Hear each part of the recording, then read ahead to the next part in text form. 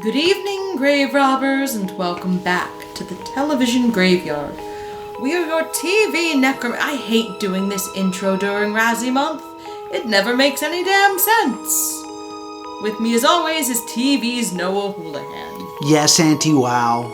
Oh, no. Yes, Auntie Wow. No, we're not. Nope. Guys, it's Megalopolis time. It's time for Megalopolis. This is going to be a very interesting episode in that we went to a party to watch this movie. We watched it with some friends so we could all make fun of it. It was the full Dear Evan Hansen experience. And if you don't know, we did that with Dear Evan Hansen. That's why that makes sense. So it's going to be a little bit of a different episode in that I wasn't able to take meticulous notes like I usually do. Because we were with other folks. So Laura does have a summary pulled up, but if we end up jumping around or being less thorough on certain things than you wish, sorry. I'm gonna be honest, friends. If this synopsis doesn't make any sense, it's not the synopsis' fault. Yes, because I want to point out in the Discord... This movie doesn't make any sense. Yeah, in the Discord, M mentioned if you squint really hard, this kind of looks like Southland Tales. Okay. And that is a great comparison because Southland Tales is a movie that I have seen that I can tell you nothing about. And that's how I feel like the legacy of this movie in my mind will be. People will say, "Did you see Megalopolis?" And I will say, "Yes." And they will say, "What do you think?" And I will say, "I don't know." I know stuff happened, but I can't put it together, really. But we're going to try our best here. Are you ready, kids? Yes, Auntie Wow. I can hear you. Yes, Auntie Wow. I don't want to be part of that. So, the start of this film, right? There's narration! Is narration. Yes, we start with a lot of narration. And I don't remember a lot of what is said. It's a lot of just nonsense of in the beginning. And it is Lawrence Fishburne, right? It turns out to be the narrator? Yes. Yes. Lawrence Fishburne? That's what I said, right? Yeah. Lawrence Fishburne. And we make the comment that it sounds a lot like God from Futurama, which I'm pretty sure was not Lawrence Fishburne. But it does specifically sound like God from Futurama. Do you know what I'm going to do before I do it? Yes. But what if I do something else? Well, then I don't know that. It's a very similar cadence to the God from Futurama. And he just kind of talks over Caesar, who is played by Adam Driver, standing over a building and stopping time so he doesn't fall. He kind of does the Michael Jackson lean. So this is a few things I want to point out here. One, is he on the Statue of Liberty? No. This is not the Statue of Liberty? No. Okay. Well, he crawls out a window that looks like the crown of the Statue of Liberty. And he's being very precautious. And then, as he's looking over the edge, the wind blows and he starts to fall and he makes an X with his arms and goes, "No!" And time stops. And he does the lean from the Michael Jackson video. And then he just kind of leans back. Are we supposed to take that as the moment he discovered his powers? I don't know. I don't know either. Because either he knew he could freeze time, so he wasn't actually scared. So I don't know why he was being precautious. But it looks like he's about to jump. It seems like he is planning to end his life. And then as he steps off, he regrets his decision. And then he's like, "Oh my God, I can freeze time." If that is true, I don't know why he's planning to end his life at this point. I guess it could be depression because his wife is gone. But the scene is meant to be the establishing moment for this character. And it establishes nothing but questions.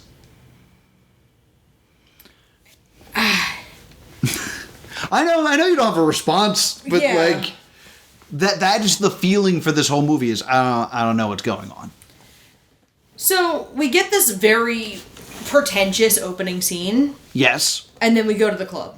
Yes. We go to the club where we meet. Now, I'm also going to say this. Throughout this recording, I'm going to mention people. And then Laura is going to tell me their names. And then I'm going to freak out. Because one, I don't remember anyone's names. Right. Other than Adam Driver being Caesar. And Aubrey Plaza being Wow Platinum. And two, with names like Wow Platinum, everyone's name is ridiculous. Yes. So I'm very excited to be like, and then this character, and then Laura says their names. I'm like, I can't believe this person was named that. But we go to the club where we meet our female lead. Julia. Okay, that's not bad. And the girl from SNL. Chloe Feynman. That's her human name, right? That's her people name, yes. Yeah, what's her name in the... Claudia Pulcher. Claudia Pulcher. And they're at the club, and they're very clearly like... I wouldn't say in a relationship, but they're at least friends with benefits. And they're hooking up, doing drugs, having fun. Like, they legitimately play tonsil hockey. Like, they're just like, blah. I think one of them does a line off the other one's chest. Oh, yeah. Like... There's lots of pills. And they are... Drugs are done. Making out is done. They are picked up... Boobs are shown. By a character that I hate. Because he's always just doing snake arms. Yes, and this is Claudio Pulcher. Claudio. And, I want to be very clear. You know that cool thing... that people who go to clubs do, where they have sticks? Where they have the light fingertips and they kind of like kami ha. Sorry? They kami ha. You know, they're channeling chi. This is a podcast. I know. How do I explain this? You have the lighted fingertips, and then there's a string in between your fingertips. When you're moving your hands around to the music. Yeah. Generally done with glow sticks. Yeah. Like that kind of rave thing. That is not what this person is doing. This person is like, his arm is a snake. And his other arm is the base of the snake. And he's doing a bad puppet show? I don't know. But he's constantly just doing arm movements. I hate this man. I find him very annoying immediately. And I will not realize for 40 minutes that it's Shia LaBeouf. I think it takes me longer than 40 minutes to realize it's Shia LaBeouf. Yeah. I think I don't realize it's Shia LaBeouf for over an hour. Because I know there's a moment where we discover Shia LaBeouf is in the movie. And then we're like, oh, I can't wait for him to show up. And then we see this guy again and we all kind of squint and go, I think that's Shia LaBeouf. Yeah. So he picks them up and he hits on Julia, but like, she's not interested. Right. And meanwhile, they drive by. It's morning. They've been partying all night, so it's like sunrise. And they drive by as Caesar Catalina, Adam Driver's character, implodes a building. Yes. And stops time while he does it. But Julia alone is unaffected. Yes. Julia can see that Caesar has the power to stop time. I want it to be very clear. He's not doing anything while time is stopped. He's just like, yeah, I can do this. All right. It's done. I think it's also important that we bring up the fact that it is the year 3000 in the city of New Rome. New Rome, yes. I feel like we glossed over that. And everyone's in a combination of a suit and a toga. That's the costume design. We then go to, like, a miniature version of the city we're in. We go to, like, this big press conference. Yes. And there are two parties there, essentially. There's the mayor. Yes. Mayor Cicero. Yeah, Mayor Cicero, who is Gus from Breaking Bad. Giancarlo Esposito. Yes. And Mayor Cicero is also, like, annoyed at his daughter. Because Julia, from the beginning, is his daughter, and he's annoyed that she's become, like, a Lindsay Lohan-esque tabloid queen. Yes. Also there is Dustin Hoffman, who's, like, the advisor to the mayor. Yeah. They call him the Fixer in the credits. They call him the Fixer? Yeah. Yeah, I think he might just be Dustin Hoffman. Dustin Hoffman's in so little of this film that I strongly believe either there's a ton of stuff with him on the cutting room floor, or he showed up as a favor. Or, like, he showed up on set and they're like, we'll write you something, sure. I just, real quick, I was in a movie once called Somebody Call Somebody 2. It was the sequel to Somebody Call Somebody. And I'm 90% sure I'm in this film because in the middle of filming it, I became friends with the director. And he was like, let me give you a part. So I'm in this film as, like, believe it or not, as a Skelly man. So you know I'm not trustworthy. And my name is The Replacement. And, like, I do a scene where, like, I sneak through the woods and then I have, like, a snappy monologue and then you never see me again. That's what it feels like Dustin Hoffman is doing. It's like, oh, Dustin Hoffman's here? I mean, we're shooting these 2 scenes today. I guess we can throw him into these, right? I mean, he's Dustin Hoffman. Yeah, like, to the point where I was like, did he just show up on set? And they were like, let's find something for him.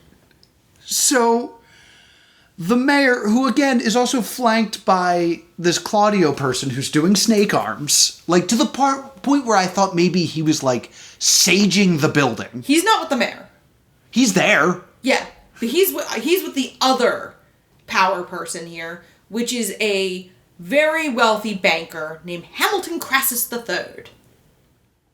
I have no memory of this man. Yes, you do.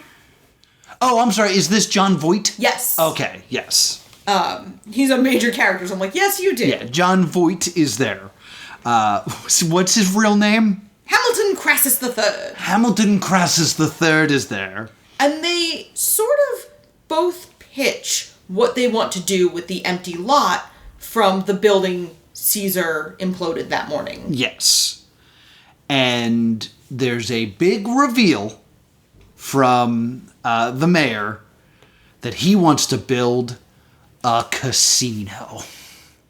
Yes, and he wants to use it to, get some money for teachers and sanitation to bring in revenue. Yeah, because the city of New Rome needs money. And everyone boos him. They're like, boo, casino, boo. But luckily, Caesar's there. Yeah. Okay. It's time. Take out your voting devices, listeners, and I want you to vote on what you think Caesar's there to do. Is it A, to convince people that the mayor's idea is good and that's what you should do? Is it B, to assassinate the mayor because his idea is bad? Or is it C, perform a Shakespearean monologue for no reason? Vote now. To be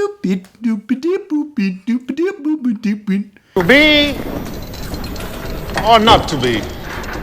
That is the question. Whether 'tis nobler in the mind to suffer the slings and arrows of outrageous fortune, or to take arms against a sea of troubles. And he does, and when I say he does the to be or not to be soliloquy from Hamlet, he does the in. He does all of it! Why does he do all of it? Like, it should also be noted that, first off, Aubrey Plaza's also there. She's WoW Platinum. She's WoW Platinum. She's WoW Platinum. And she has, like, a gossipy Entertainment Tonight-esque TV show. that's not what she has. It's not a gossipy...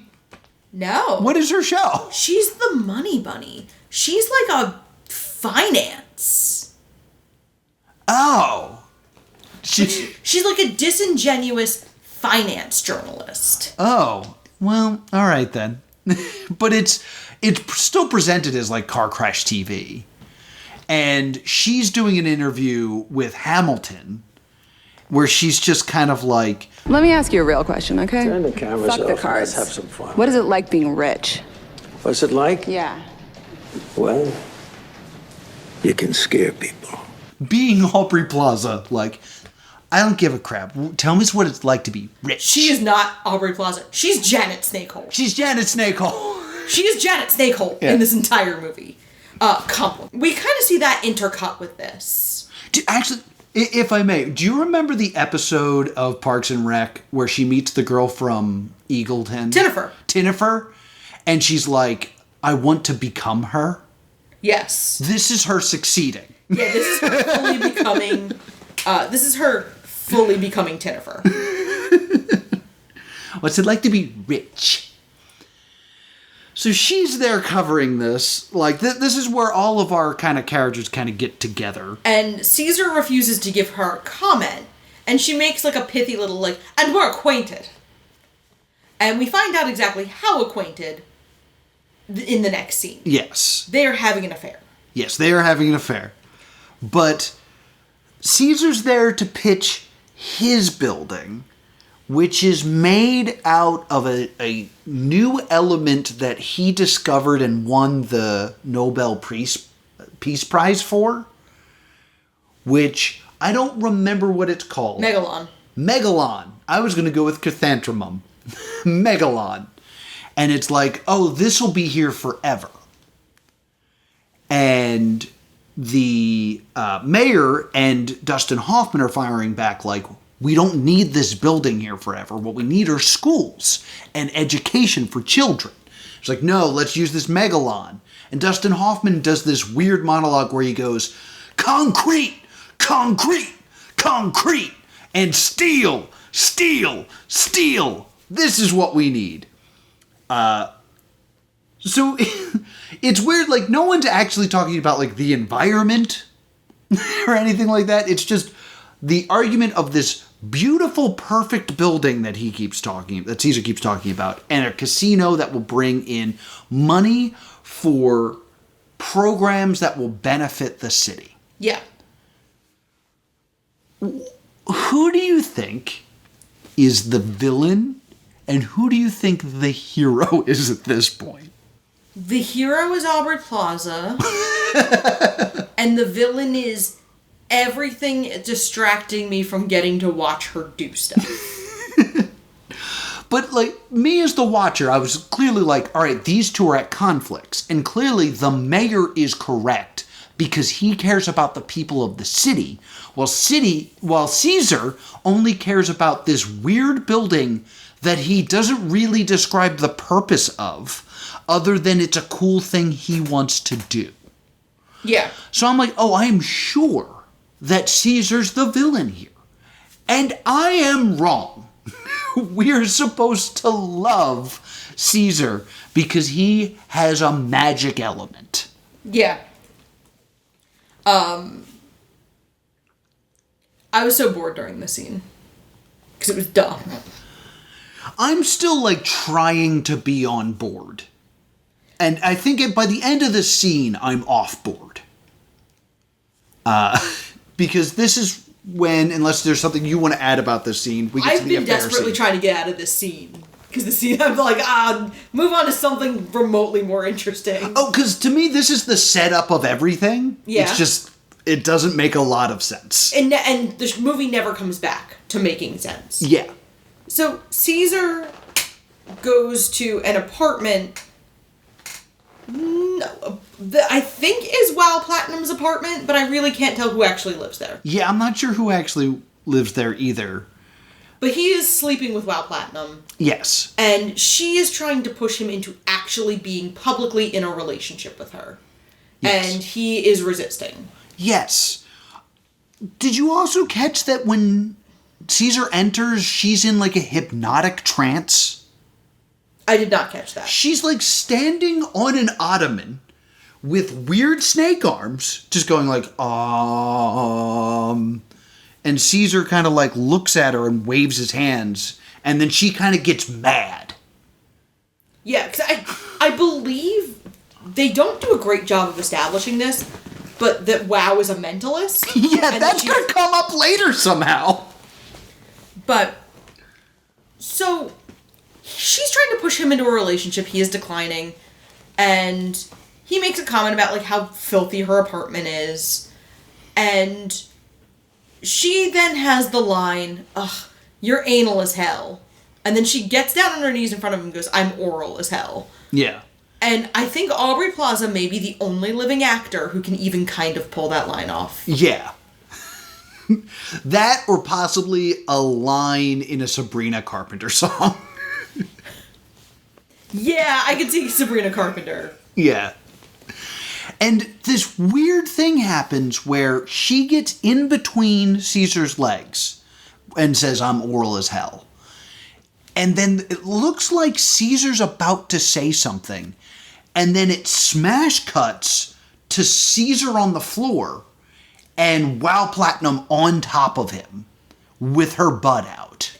In, strangely, not the most awkward sex scene of the Razzies. And Not even the most awkward sex scene of this movie. Of the movie, yeah. I, look around and I go, okay, there's definitely a scene missing there. Because it makes no sense for that cut. Also, she's on top of him humping him, and he is fully dressed. Yeah.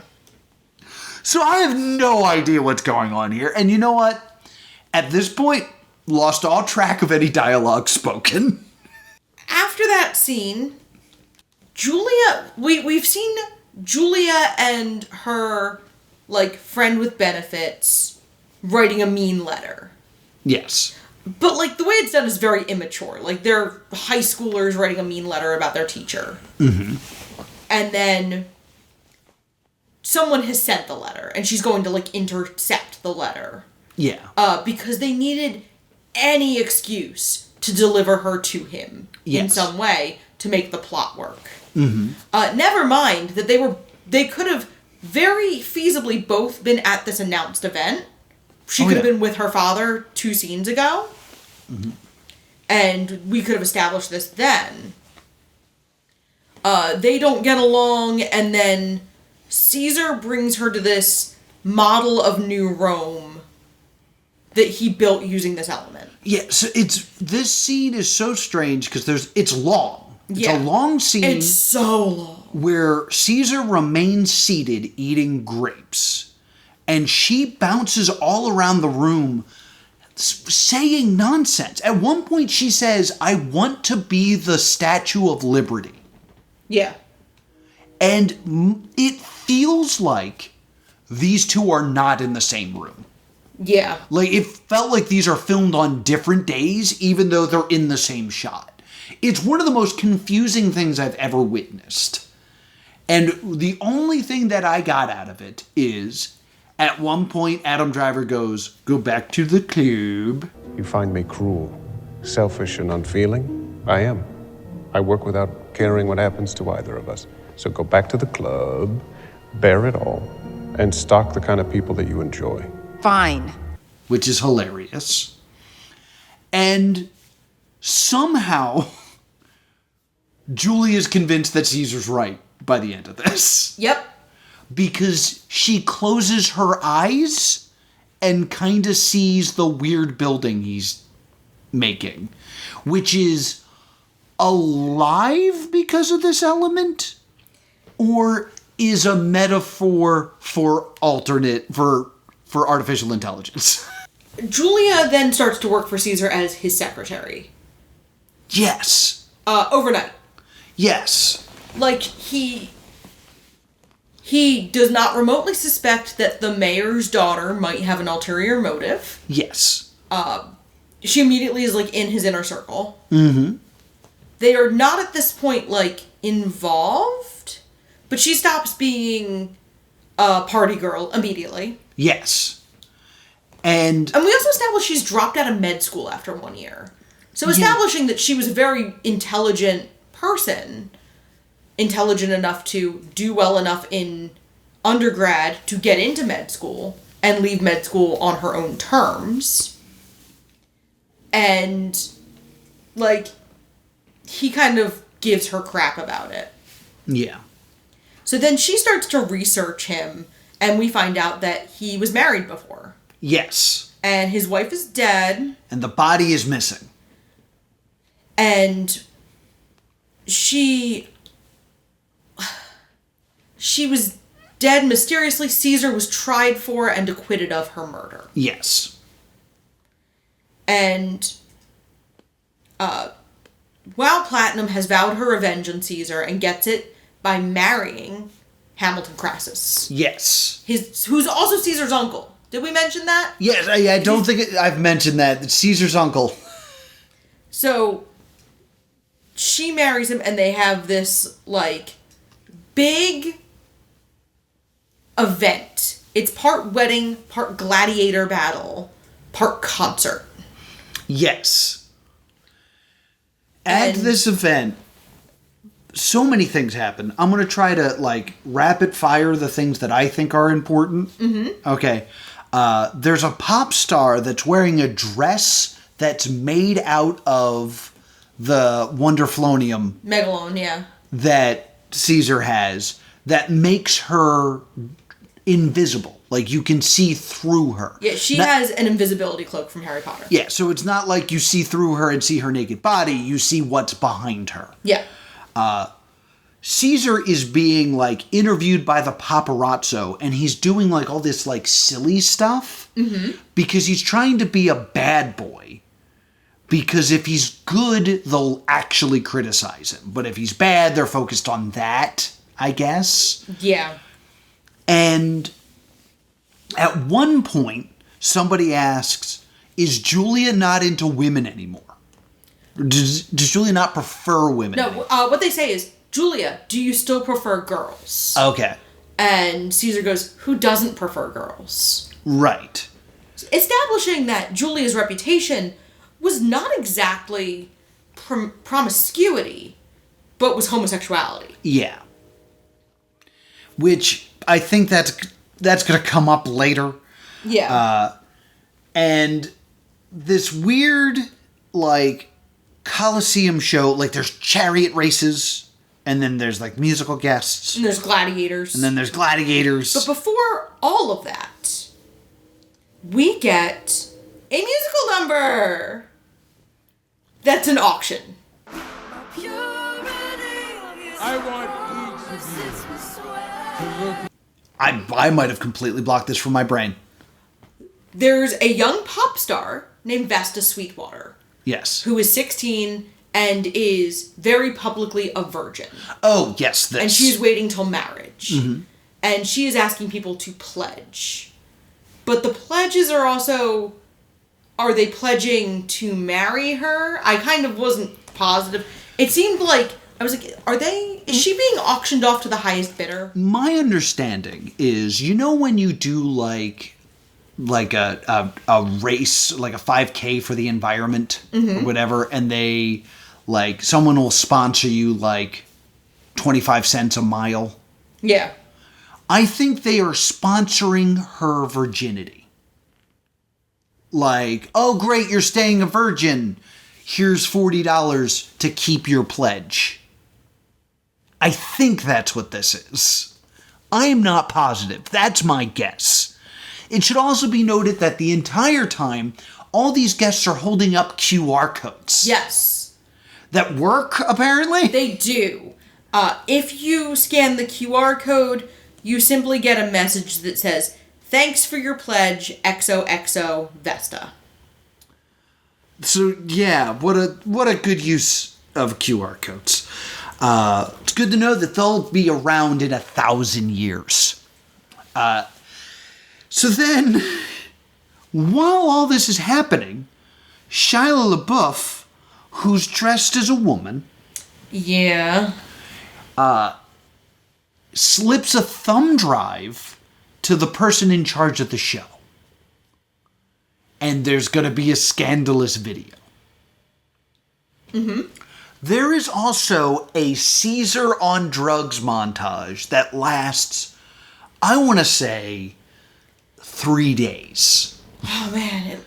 It lasts forever. Like, this movie is 2 hours and 11 minutes. And I know that because that's the exact length of Joker.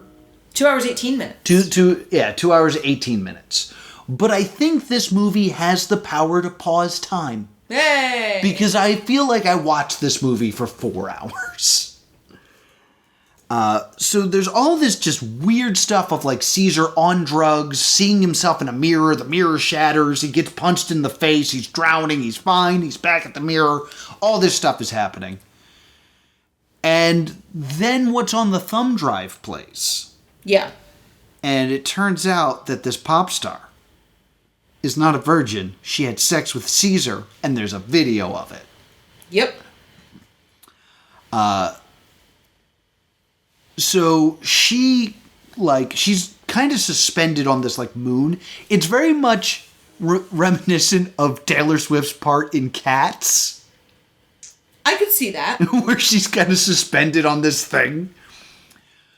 I feel like everything about this is intended to invoke Taylor Swift. Oh, for sure. They lower her down, they throw, like, a tablecloth over her, and she runs away. And the fact that she's not a virgin incites a riot in the crowd. But just like the lower class part of the crowd. Where they all jump like the banisters and get into the ring, start like tearing the set apart. And they're all wearing red hats. Yes. And is this where we start to see Confederate flags as well, or is that later? We do see Confederate flags. Yeah, Confederate flags start popping out. And I just look around and go, is this January 6th? Is that the message here? January 6th? Because they're all very clearly wearing red hats. And it's like, that seems very intentional from Francis Ford Coppola, who directed this, who we did not mention before. Well, and then the crowd also attacks Caesar. Yes. During this. And Caesar and Julia leave together. And they get stopped by the police and Caesar is arrested. Because, remember when I mentioned Vesta being 16? Yes. What is a 16-year-old girl? Underage? Yes! Yeah, I got it. Which means Caesar has been filmed doing something very illegal with someone who is not of age to consent to it. Mm-hmm. And so he gets arrested for what he had for statutory rape. Yes. And because I think that's part of it, is that he is being painted as having attacked or seduced this innocent girl. Right. And then, so Caesar is arrested. So then the next day, Julia goes to archives to try to find something to clear Caesar's name.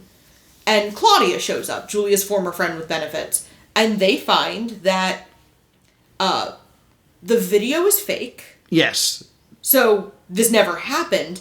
And also that Vesta is really 23. Yes. So they find this out. And guys, I swear to you, the pop star walks in front of the scene. Yes. And now her eyes are dark because now she's reputation Taylor Swift.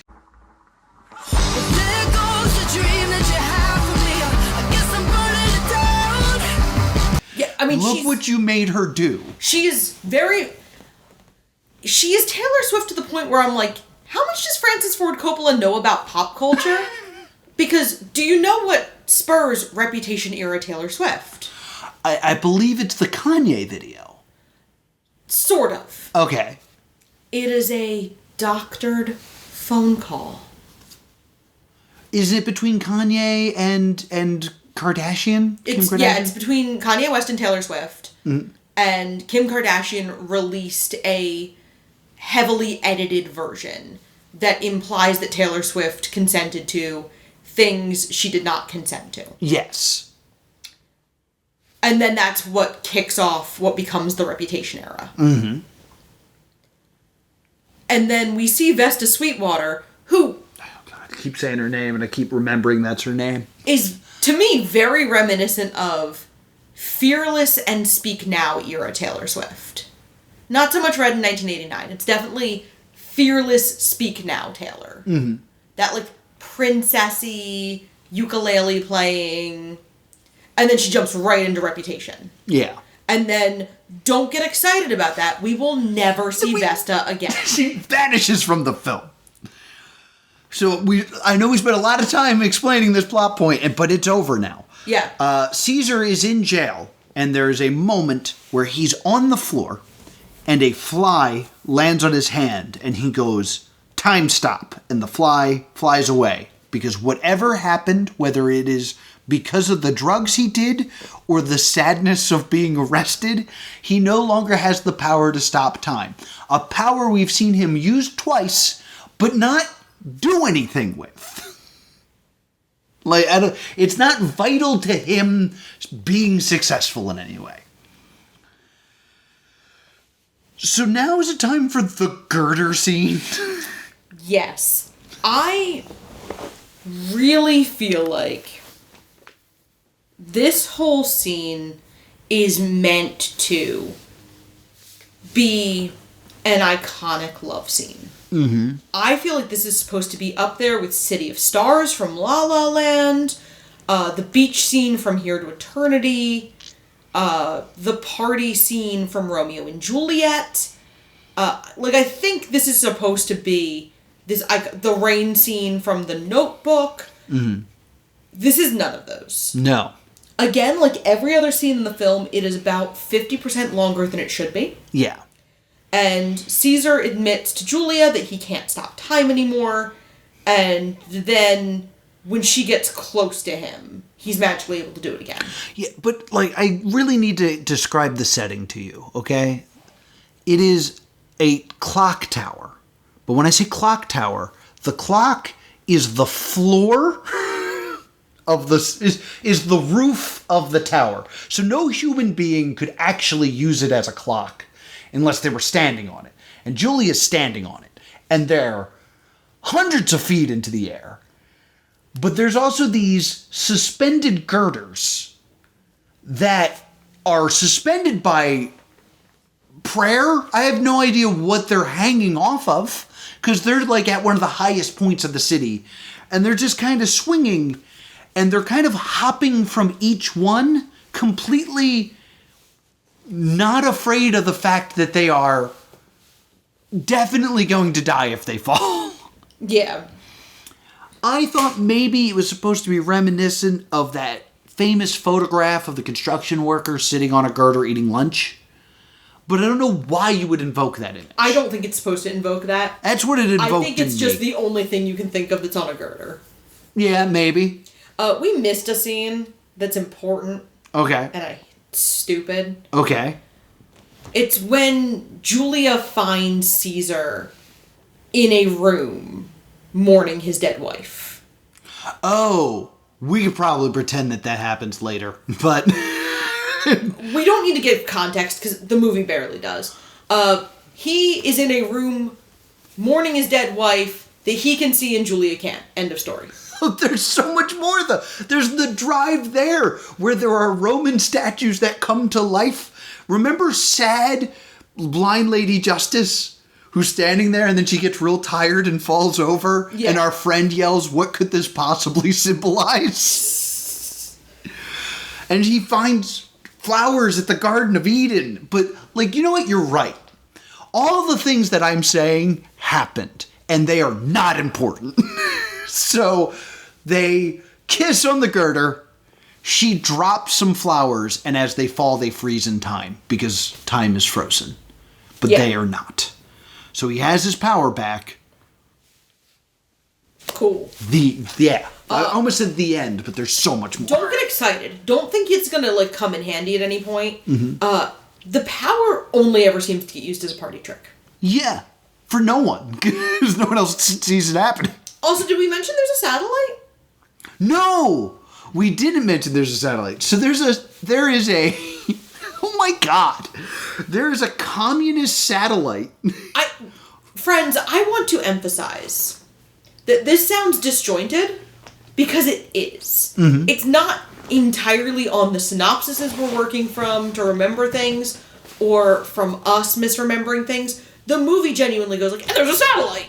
It's an old Russian communist satellite full of nuclear waste that is going to crash into Earth. Everyone already knows this. But it's supposed to harmlessly fall off the coast of Labrador. Yeah. But then it doesn't, then it hits New Rome. Yeah. So there's now nuclear waste in New Rome. Does anything come of that? I think people die. Like... None of the people we're introduced to. No. Unless the pop star dies, and that's why we never see her again. Maybe. And then... the only thing I can think of is Shia LaBeouf then, gives money to people in need? Yes, he starts to, embrace populism.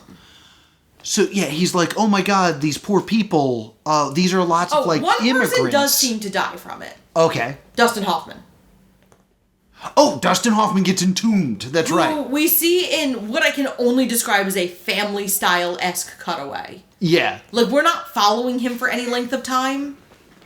It's not like there's any suspense built into his death. It's just we get, essentially, Peter Griffith going oh, it's like that time Dustin Hoffman got crushed by a building. Oh my god, I'm Dustin Hoffman and this building's falling on me. That is actually really accurate. Yeah. Also, Julia's pregnant. God. Julia's pregnant. See, this is another thing that, I am not invested in this relationship at all, either. There's nothing to be invested in. This is, another, really frustrating thing. If you go back to, and I'm sorry for jumping around, but if you go back to the affair he's having with Wow Platinum, Wow says, I love you, Caesar. I really love you. And Caesar's response is, never marry for love. Yeah. And my interpretation to that is, okay, so he didn't love his dead wife. He was using his dead wife for something. That's got to be what that means. Yeah. But then he finds out that Julia's pregnant, and he's like, a baby? Our love will continue to grow? It's like, wait, whoa. I thought we weren't doing love. So I don't know if what we're supposed to take from this. That Caesar's manipulating Julia? That Julia fixed him and now he believes in love? If he was so damaged by the death of his wife that he thought he'd never love again, but Julia came along and taught him that it's okay? I have no idea what's happening in this film.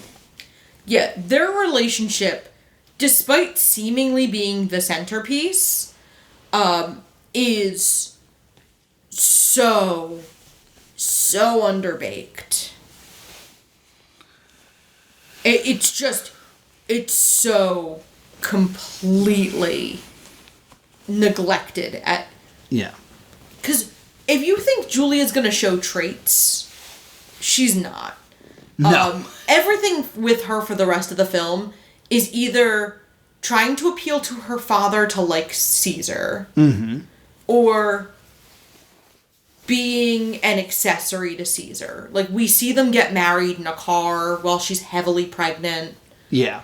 We see her trying to beg Cicero to embrace... because Cicero is never upset with his daughter about being... He's not happy that her baby daddy is Caesar, but he never moves to disown his daughter, and he never considers disowning the child. Right. He does love his daughter and his grandchild unconditionally. Yeah. Which is a little bit of a twist on the Romeo and Juliet thing of she still has the support of her parents. True. We also meet the two mothers at some point in here. Her mother is the endlessly supportive mother, who is trying to keep peace and trying to get Caesar and Cicero to get along for the sake of Julia. And Caesar's mom wants credit and wants to be recognized as the mother of the Nobel Prize winner. Yeah, she's the terrible, mother-in-law from every TikTok you've ever watched. There's this moment where Caesar's like, I love you so much, mother, and kisses her hand. And she goes, ow! He attacked me. Did you see that? It's like, what are you talking about? Endlessly frustrating, this film. I'm taking a stab in the dark. Okay. We're up to the point where he's in the car. Yes. Yes. Okay. Good job. Good. This is just the next scene I wanted to talk about. Caesar's like in the back of his car that's driven by Lawrence Fishburne, who's the narrator of the story. It's not important. Don't worry about it. And he's alone in the car waiting for something to happen when a kid comes up and asks for his autograph. And there's like some fun banter between the kid and Caesar where he's like, oh, I like this book, blah, blah, blah, blah, blah. It's his book. Yeah, I wrote this book. Oh, yeah. And I turned to my friend who I was sitting next to and just said, you get what you effing deserve. Because I knew what was coming. The kid shoots him in the head. Yep, just shoots him right in the face. And I jump up because I'm now thinking Caesar is dead. The movie's over. Instead, the doctors put the magical unobtainium, what is it called? Megalon in his face. Where do they find it? I don't remember. Julia gets a lock of dead wife's hair somehow. Okay. All right, cool. We're going to circle back to this after I explain this. They put it in his face and save his life. Yeah. Now, what you just said is very important because this is something that I didn't understand. I was apparently the only person at this party that had not read the reviews. Because as I keep jokingly calling it unobtainium and wonderflonium instead of what it's called, everyone else is calling it Dead Wifeium. Dead Wifeium. And I was like, I don't understand why you guys keep calling it that. Apparently, and this is something that in watching the film I never got, this wonder element was something he extracted from the womb of his wife. I never once gained that information from watching the film, but so many people have said it that I guess it's true. Yeah, just that seems to be where the powers derived from. And her death being so confusing. My theory is, and we'll get into this, is that he just drains the life force from women. Oh, he's a vampire? By just sucking. Not like sucking blood, like he just sucks. Oh, gotcha. Now, this assassination is arranged by Claudio's friend, who has a name, but I didn't know it. No, Claudio, Shia LaBeouf, and his friend, who is a guy with a thing on his forehead. He looks like we have Colin Farrell playing Bullseye at home. Yeah, that is a great description of this person. Like Timu Bullseye. Yes.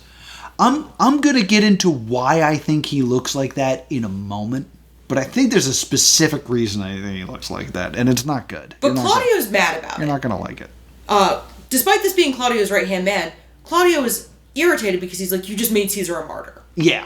Now people are going to rally around him because they think he's dead or dying. Mm-hmm.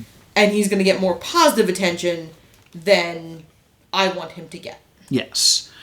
So for the next 10 minutes of the movie, Caesar is like walking around, but he's got bandages over half of his face, and he's got like a cane, and he's just like, why are my accounts frozen? Because you were dead, Caesar. Why they're frozen? No!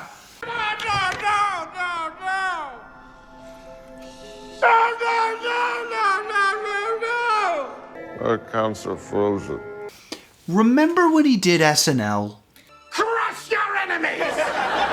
Grind their bones into dirt! Make them regret they were ever born! I was gonna... Okay. So I was actually saying that he is a cross between his character and the oil baron from SNL. Oil Baron from SNL and the Phantom of the Opera. Yeah. with a little bit of, just to throw it back and tie things together, Edgar from Men in Black. Fair enough. Frozen sugar in water. And, like, he's really, really trying. Like, this, you can see it in the only eye he has, that he thinks this is his Oscar moment. It's true.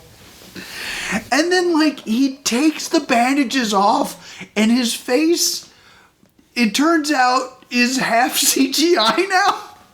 It's just like orange stuff. He gets better. Yeah, but, like, what are we supposed to think that is?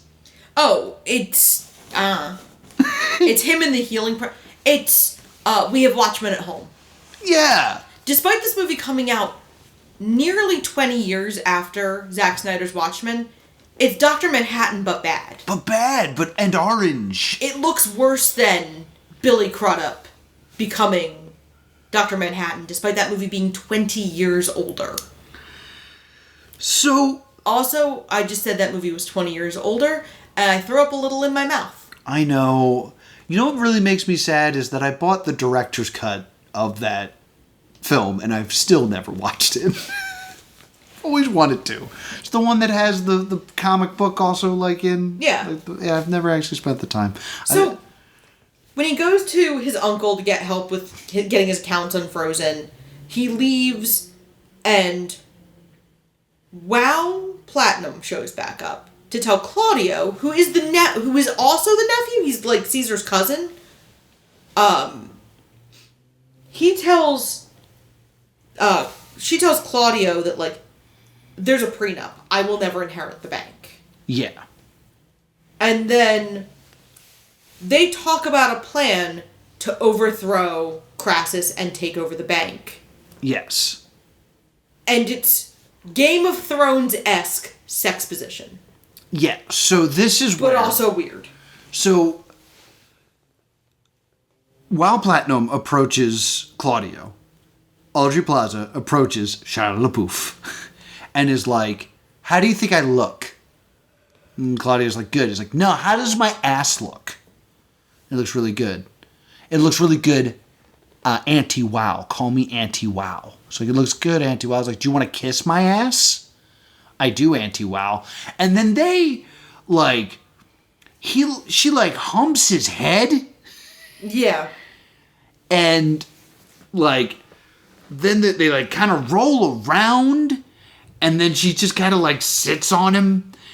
And I need to shout out my buddy Dave. Because I think he has the proper explanation for this weird-ass scene. Francis Ford Coppola, as a director, knows that there should be sex in his movie to sell the film. Yeah. But, at his age, he is so removed from sex that he's kind of forgotten what happens. I was like, you know what? I think you're right. And, like, he's writing the scene is not sexy. He's trying to... I feel like he watched Game of Thrones, saw these sex scenes where they're also trying to do plot, which was made fun of at the time and called sexposition. And I think he's trying to do that. I didn't understand the joke when you said sexposition the first time. Yeah, Game of Thrones used to get made... Because there's a scene in very early Game of Thrones where Peter Baelish is explaining something to somebody, and there's just people having sex in the background. Because he's, like, at a brothel. And it was very much reminiscent of that to me. Yeah, I'm not a big fan. I remember the day I read... Sorry to go off topic, but I remember the day I read Neonomicon by Alan Moore. And then I made a vow that I would not indulge in any material where important plot points are given out during sex with a lizard monster. That was an important lore, an important law I had to put into my life after reading that book. Anyhoozle. So after that, we skip forward, and Claudio and Wow have successfully forced Crassus out of the bank. He's still super wealthy and very comfortable, but he no longer has power, just money. Yes.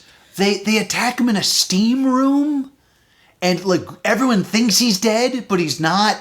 And they use that health scare to kind of push him out. Yeah. Also, Claudio is like this weird man of the people type political character now. Yeah, he's starting to become populist. And he's just kind of like chanting things at like the common folk that come to support him, and they chant it back.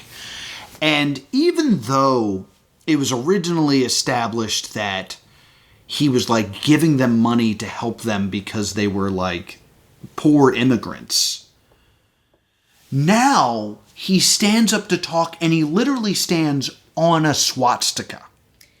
Yes. So I'm like, wait a minute. I thought, because we paused the movie at this time and have an argument as a group where it's like, wait, is he a Nazi? Or is he Antifa in that? Like, what are they trying to tell us? It's kind of unclear what he is supposed to be. What is the messaging here? Because he's like, he's being portrayed as a Nazi, but also as someone that helped immigrants. So, but he's evil. Or maybe he's not. It's very confusing. And I think that's why his cohort is a bald man with a spot on his head. Because I think it's supposed to invoke skinheads. Okay. Maybe. It should also be noted that during this, there is a montage of Wow Platinum performing some sort of hypnosis. Yes. Oh, because she also does try to get back with Caesar, but he denies her. Take me.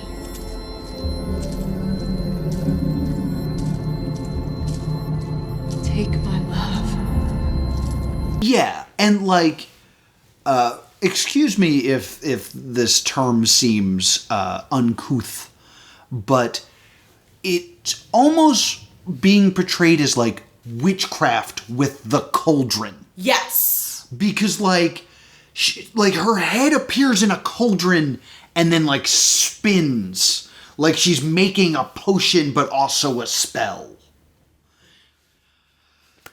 I don't know, guys. I'm doing my best. So then... And we also missed, I don't exactly remember when this happened. See, the mayor has a premonition. Oh, I forgot that even happened. Yeah, Yeah. It's one of the funniest scenes in the film where literally, like, all this plot is happening, and I think it might be right after they get married, because there is, like, a little scene of them getting married in a car, and this is, like, the only time we see nature. There's, like, I feel like it's the only time we see green in the film. And then all of a sudden, a hand reaches out and steals the moon. Like Gru. Oh, because then, well, you're thinking like Gru, because the next thing you hear is me a few feet to your right going, banana! We're going to steal the moon! Yay! So, that causes the mayor to, like, sit up in a panic. And, like, this is, again, a debate where we were like, did he just wake up from a dream? Or is this him staring out the window going, oh my god, I just saw a hand steal the moon? Both are equally plausible in this film. And then, he kind of says something, and his wife's like, you're having nightmares. Like, these are omens that you were having because you're troubled. Mm-hmm. Good night. Yes. So, Julia gives birth to the baby. It's a daughter that they name after Caesar's dead wife, Sunny Hope. Sunny Hope's his wife's name. And somewhere in here, Cicero tried to bribe Caesar to leave his pregnant daughter. Cicero is going to furnish proof that his wife died by suicide after finding something that implied Caesar was cheating on her. Oh, is that what happened? So Caesar still sucks. I know, like, she dies because she crashes her car off of a bridge. Yeah. I didn't know that that was on purpose. It seemed to be implied it was on purpose. But it is then explained that the mayor has her body and had it labeled as a Jane Doe in an attempt to, like... Yeah, because that's how they find the hair. That's Yeah. how Julia gets the hair to heal him. So this is before he gets shot. Okay. Whatever. And... Oh my god. Julia has the baby. Cicero is immediately baby crazy. He loves his granddaughter. So he begrudgingly accepts Caesar as the father of his granddaughter, but still is a political rival. Yes. And then Saturnalia takes place, and we start to get... Everyone's in costumes. Have we talked about him building the building at all at this point? Not yet, no. Should we have? I don't think so. Okay. So, there's riots in the street. It's Saturnalia, and Claudio and Val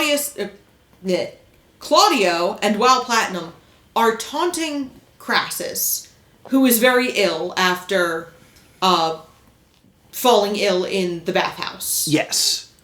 But he's also playing it up a little bit. Yes, because as Claudio and Wow flirt in front of him, now Yes. reminder that Wow and Crassus are married. Yes. He has an immortal line. What do you think of this boner I got? Then they look at him and he's got this big, massive boner under this sheet. But like we got some hint that he's like kind of playing dumb because he's aware of his faculties of what's going on between Wild Platinum and Claudio, and he's like, look at this boner, right? Look at this boner, and then he removes the blanket and he has a bow and arrow. Yes. And it's a crappy looking one. Yes, it's little tiny. And he shoots Wild Platinum in the chest and kills her. Now, and then he shoots, because for some reason Claudio's wearing armor at this point. He shoots Claudio in the ass twice. So, couple things, gang. Okay. One, he's holding like a toy bow and arrow. Yeah. Because I want you guys to just explain, or just understand, the way bow and arrows work.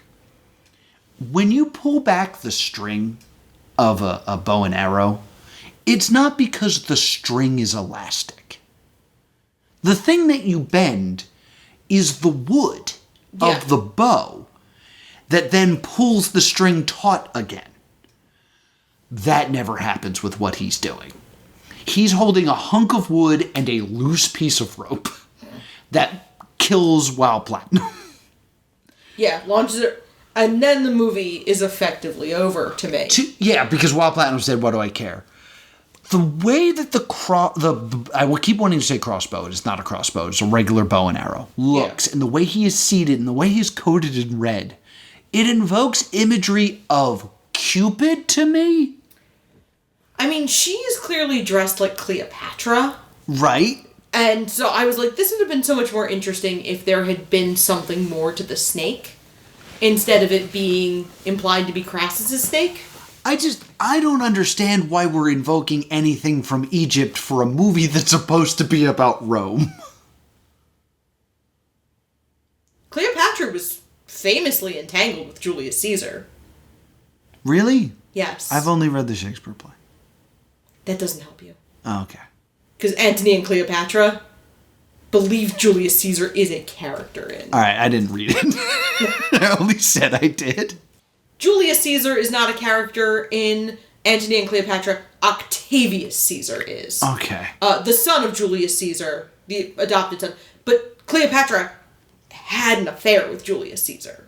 Okay. All right, that makes sense then. So, yes. Okay. Okay, I'm sorry that I assumed the movie didn't make sense. I was really, really, really into Egyptology as a kid.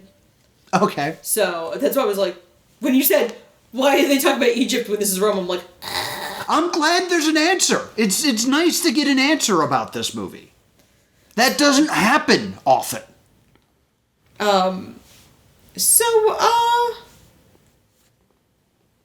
He builds the building. I think that's important. He builds this stupid building out of the Wonderflonium Unobtainium Megalopolis thing. And it's made of, like, orange light. yeah. And the idea is it's got, like, these, like, moving sidewalks that get you places, and, like, it kind of grows and learns and is awesome. I don't know what it does. No. But it's like glowy Epcot, all right? And not like the original version of Epcot. And it does stuff, and we're supposed to like it. Yeah, because, like, the cost of Megalopolis is part of the reason Claudio's able to get any traction, is by being like, look, they're wasting all this money on this golden building while you're all poor. Which requires the poor people to realize that, I guess not realize, that Claudio is also related to all of these people. Yes, because at some point Like he's a populist Nepo baby? After he gets shot with the bow and arrows, the people turn on him. I forget why. It's probably not clear. But the people all turn on him. They're all wearing red hats again. And they hang him upside down. What happens is Caesar gives a speech during the riots and says something, and everybody has a change of heart and is like, oh, we should listen to Caesar. And that's literally all that happens. What is this speech about? I don't know. There's, like, also a very weird montage where we see a lot of things that happened in, like, not alternate U.S. history, but, like, real U.S. history? Yes, with real footage. Yeah, which feels very tacky. It's very confusing. My thought about Claudio is that, I guess we'll get into theories later. We're almost at the end of this film. So then they string Claudio up in a way that looks very Mussolini-esque. Yes. And Crassus, in gratitude, now that Claudio and Wow are gone, is like, here, Caesar, here's all the money you need to finish Megalopolis. So now Cicero and Caesar have been united through Julia and Sunny Hope. And they're on a parade float. Caesar stops time. Because they put the baby down, pose, and then Caesar stops time and the baby moves. That is not what I think happens. They put the baby down, they kiss, and the baby stops time. Because Caesar also freezes. It's interesting. The movie pooper synopsis says Caesar stops time. Wikipedia says that Julia stops time. And I say neither. I think it's the baby. I think the whole idea was Caesar couldn't use his power anymore, and then the love he had for Julia made him be able to use the power, and then the love that they had created a baby, so the baby, of course, should have the power. I guess. Remember the babe? The babe with the power? I guess. Yeah. And then the movie ends. Yep. So, here's what I think happened. Okay. I'm pretty sure Claudio is Trump. Okay. He leads a bunch of people with red hats, and I think this is Francis Ford Coppola saying eventually the people he is leading will realize that they are being manipulated. They will turn on him and kill him. Because the scene with the pop star, where all the people ran in and started destroying stuff, that was because of the actions of Claudio. Mm-hmm. But deniably not because of that. Okay. So I think that is supposed to be a parallel to January 6th, where Claudio had the power to make sure that didn't happen, but he used his power because he didn't like something, and now that happened. And then I think this is Francis Ford Coppola saying this will be the end of how Trump ends, where his own people will turn on him and string him up. That's what I'm guessing. I don't want to get political, but I think that's what Francis Ford Coppola's messaging is here. And, like, this would have come out before the 2024 election. Yeah. Which I think is also key. Of kind of contextualizing this. Because this does feel so strange to watch, knowing it was made last year. Yeah. And knowing that they've been attempting to make it. I think that Caesar is Francis Ford Coppola. Okay. Because nowhere in this movie does him stopping time matter. No. There is one time where he says something like, "Time, show me the future." Yeah. And he kind of like uses that knowledge to then make his building. I think this is Francis Ford Coppola realizing he's getting older. Okay. And wishing he could stop time. But you can't stop time. Time is undefeated. So I think that's what he's trying to say. And we know that this movie was very important to him. Yes. So he was trying to make this movie. Lawrence Fishburne claims that Coppola was talking about making this movie as far back as Apocalypse Now. Which is insane. According to IMDb, Rob Lowe also mentioned that Coppola was thinking about it during The Outsiders. So those movies are made in 79 and 83 respectively. Yeah. They did start getting this movie made in early 2000, but the satellite hitting New York meant that the movie was impossible to make in the wake of 9/11. That makes sense. They had Uma Thurman in a major role.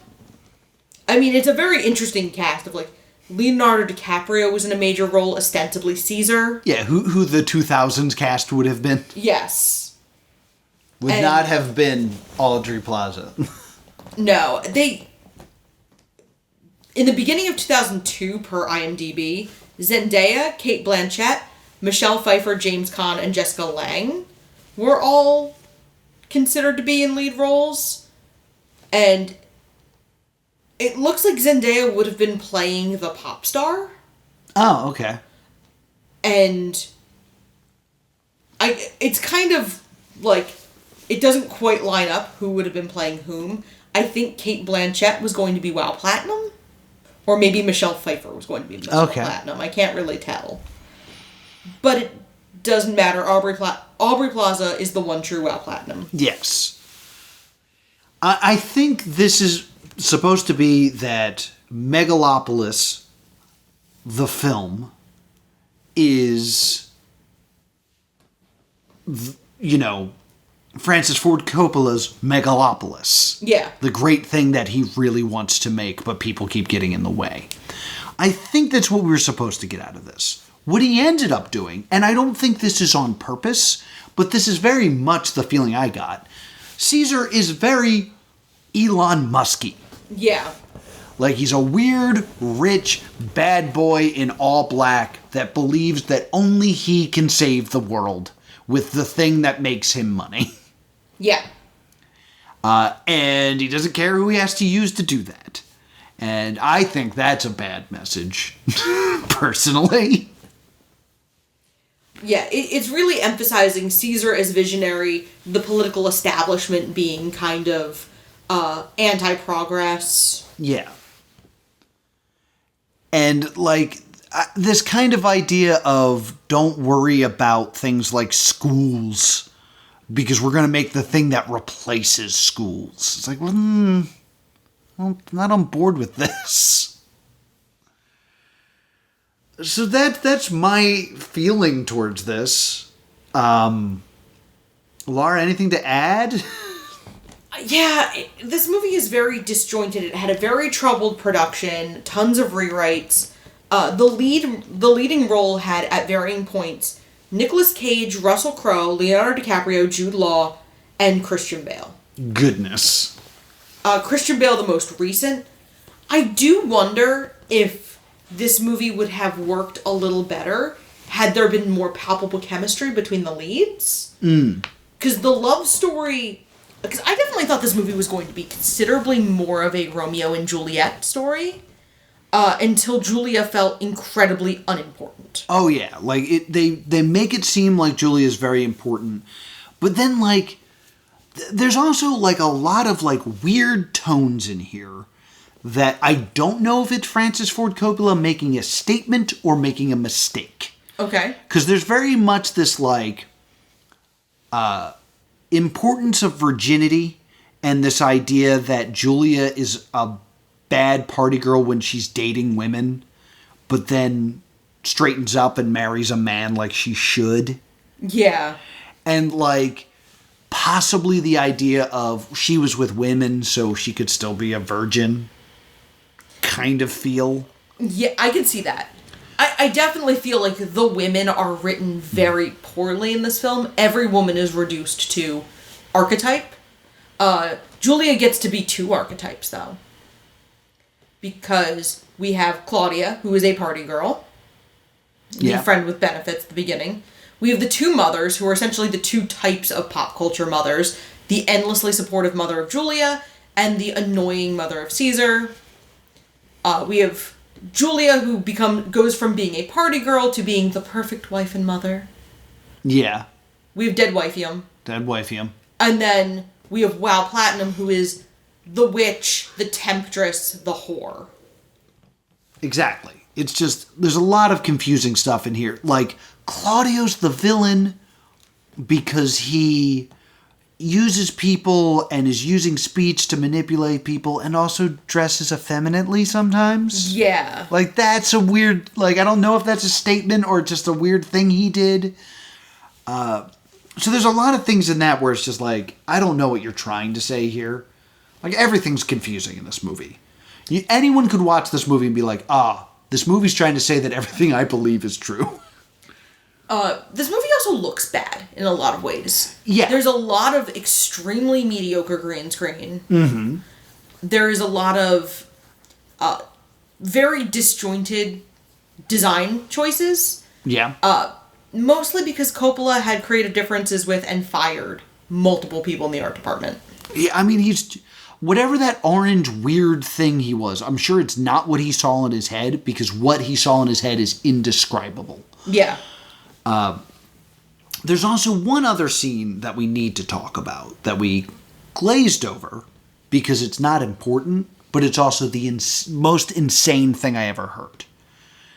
There is a point where Caesar has to make a statement. Yes. And is asked a question while his face is on a screen. Yep. And you then were like, hey, fun fact about this. And it blew my mind. In very select screenings, including Cannes Film Festival, during the very premiere, this press conference had a live actor step up and ask the question. Mr. Catalina, you said that as we jump into the future, we should do so unafraid. But what if when we do jump into the future, there is something to be afraid of? Well, there's nothing to be afraid of if you love. Or have loved. Yeah. And when we saw that, I went, that's some William Castle crap right there. Do you know who William Castle is? No. Believe it or not, I learned this from a very old Nickelodeon magazine. All right. Because I love film history. William Castle was a gimmicky horror director. He did things like The Tingler, where all the seats had like an electric shock. Oh, okay, yes. He had the things where like people would walk down the aisles in costumes. Yes. Cats. They used to do that in the Broadway production of Cats. Yeah, we're talking about films right now. Yeah, my aunt scarred for life, though. But, so this weird, this is a very strange thing for an award bait movie to do. Yes, and normally, I'm pro that kind of stuff. Like, I love alternate reality games and things that, like, bend reality and things like that. But as you can tell from how we reviewed and discussed this movie, it's not an important scene. Like, we didn't need to talk about it. So it's just a weird thing to do just to do it. And that is one of my least favorite things. Like, as a person who likes those ARGs and stuff like that, there's been many that I've played, and my feedback to it is, this is a book. This doesn't need to be an ARG. I don't know why you're trying to make me solve codes and all this other stuff. You just have a story here. Just tell your story. It doesn't work in this format. Them having a live actor stand up in a movie theater at that moment does not work in this, like, medium. And it's a very brief sequence. He has one line. Yeah. Which is pre-recorded. The actor would lip sync to the line. That's even stupider. You mean it? Oh my god. I didn't know it was pre-recorded. I thought for sure if you had an actor stand up that he would say the words. Oh, okay. This was very rare. Most screenings did not have this person. I want the audience at home to know, any time during this podcast where I was not speaking, my face was buried in my hands. Like, I have to take my face out of my hands so I can talk into the microphone. But when it's Laura's turn to speak, I just go back into my land of despair. So, there's also more controversies to this movie. All right, cool. There was a set video released shortly before the film was released, alleging that Francis Ford Coppola was inappropriate with several female extras on set. Okay. Like, during the filming of the nightclub sequence that opens the film. Okay, that's bad. Was groping and or kissing these non-consenting female extras. Mm-hmm. That's terrible. I'm glad there's more terrible stuff to say about this film. The source said that after multiple takes, this is in Variety magazine, Coppola got on a microphone and announced in earshot of everyone in the room, "Sorry if I come up to you and kiss you, just know it's solely for my pleasure." Oh my god! So, that came out right about when the movie did. Yeah. And someone pointed out, the one source points out, quote, "Because Coppola funded it, there was no HR department to keep things in check. Who were they supposed to talk to? Complain to Coppola and report Coppola to Coppola?" Yeah, that's an important note. This is not attached to any studio. Francis Ford Coppola, because he's rich as hell, just made this movie. And there were intimacy coordinators on set. That's a good thing, at least. Was it him? No, they were professional intimacy coordinators, but they were not on set that day. They were not brought in for that scene. They were only brought in for the scenes that involved more established actors. They were brought in to probably protect Adam Driver and Natalie Emmanuel and Aubrey Plaza. Mm. They were brought in to protect those actors. Mm-hmm. So, Coppola reminded the extras about their NDA, so they were not allowed to share any videos privately. Oh my god. So, that comes out shortly before the movie does. And it is also alleged, and this, I don't have proof for this, that the script was being written day by day. Oh, really? That doesn't surprise me. So that there were a lot of changes being made pretty constantly. All right. Well, let's just discuss it in terms of Razzies. First off, Stay Doomed. Yeah, It's a major Stay Doomed. This is my worst picture. This is my worst picture. By like miles. We did not watch Reagan, and we will not be watching Reagan. But this is all sorts of bad. It's just so bad. I would probably vote for Adam Driver. Yeah, I'm going to pull up the Razzie nominees, because let's do that right now. Yeah. We'll make that part of this episode. Sure. Because, yeah, this will probably be the end of Razzie Month. Yeah. Because the Razzies are Saturday. Yeah. So we'll do this. So worst picture, I cannot in good conscience vote for Reagan because we did not see it. So between Borderlands, Joker, Folie à Deux, Madame Web, and Megalopolis. It's Megalopolis. By a country mile. Mm-hmm. Worst director. S.J. Clarkson for Madame Web, Francis Ford Coppola, Megalopolis, Todd Phillips, Joker, Folie à Deux, Eli Roth for Borderlands, and Jerry Seinfeld for Unfrosted, which we did not see. Yeah, I'm going with Francis Ford Coppola. Yes, I am also going for Francis Ford Coppola. Mm-hmm. Worst actor. I regret to inform you we cannot vote for Adam Driver. What? He was not nominated. Oh my god, okay. Jack Black for Dear Santa. Zachary Levi for Harold the Purple Crayon. Mm-hmm. Joaquin Phoenix for Joker Folie à Deux. Dennis Quaid for Ronald Reagan. And Jerry Seinfeld for Unfrosted. Well, I didn't see a lot of those. So, I'm gonna vote for Jerry Seinfeld because he was never that good of an actor. Yeah. Like, even in his show, whether you think Seinfeld is funny or not, he's not a good actor. I'm gonna go Harold in the Purple Crayon because I never believed he was a child. Alright, worst actress.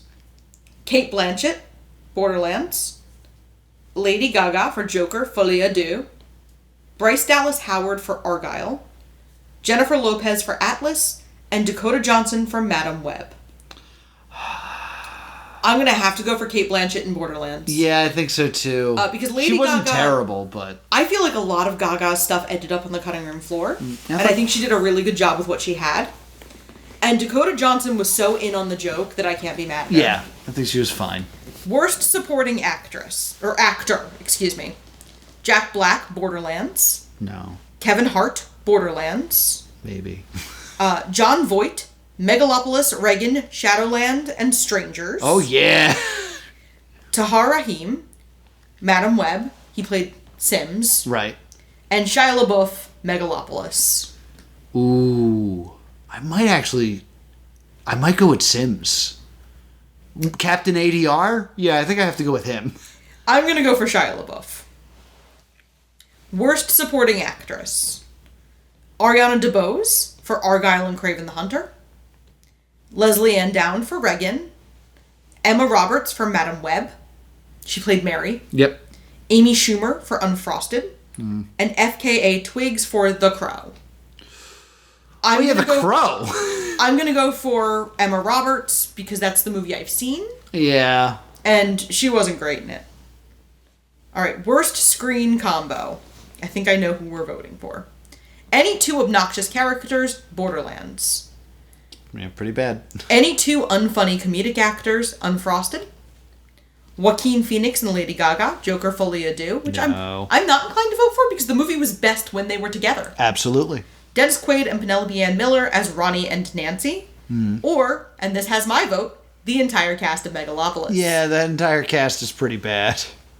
Worst remake, ripoff, or sequel. The Crow, Joker Folie à Deux, Craven the Hunter, Mufasa the Lion King, Rebel Moon 2, The Scargiver. Gonna go ahead and give this to The Crow. Just because I'm mad it wasn't bad enough to be nominated, because I'd much rather have watched The Crow. Yeah, that's fair. Worst screenplay. Ooh, we are. Megalopolis. Okay. I mean, obviously. Yeah, Megalopolis. Because Madame Web, every other movie that we watched this time had at least something I kind of enjoyed at some point. Yeah. This only had Aubrey Plaza. Yeah, I mean, like, the silver for all the bad stuff for us would be Borderlands. Yes. But you point at Borderlands and you're like, we know that Eli Roth wanted his name taken off of it because they took away his vision and it became this corporate glomerate thing that didn't serve anybody. And then you have Francis Ford Coppola releasing exactly what he wanted. And it being Megalopolis. Yeah, that's trash. Yeah, Megalopolis was just... This was definitely the worst movie we watched. Easily. This was exhausting. Yes. This was absolutely exhausting. I'm really tired. I'm really tired, and we're done. Thank you for joining us for Razzie Month. Razzie Month. Razzie Month. We didn't talk about what we're going to watch next week. Do you want to watch Dog Police? Sure. Dog Police, as suggested by our fantastic folks in the Discord. We're getting back to watching One Season Wonders. It's a pilot. It's got talking dogs. It'll be great. I mean, logically, it'll probably be garbage fire, but we'll have a good time. Yeah. Where can people find us? You can email us at thestaydoomedshow@gmail.com or on Blue Sky at Stay Doomed. And if you want to talk to me about Megalopolis, don't. But I'm also on Blue Sky as @TV's Noah. And if you want to talk about Aubrey Plaza having a good time during this movie and how much WoW Platinum just should have been the protagonist, I am at Glitter and Glow Tape on Instagram, and I am at Laura Crane on Blue Sky. Until next time, stay doomed.